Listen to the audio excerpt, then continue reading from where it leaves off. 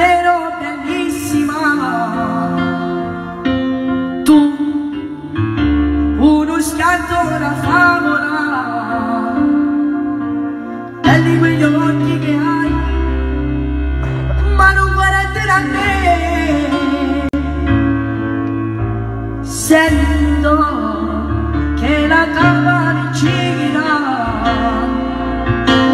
tengo ore e ore di ansia, e questo povero cuore batte a 3003 per te, che non sei stato mai amico, solo in te che sogno fantasia, e facciamo noi si mattina.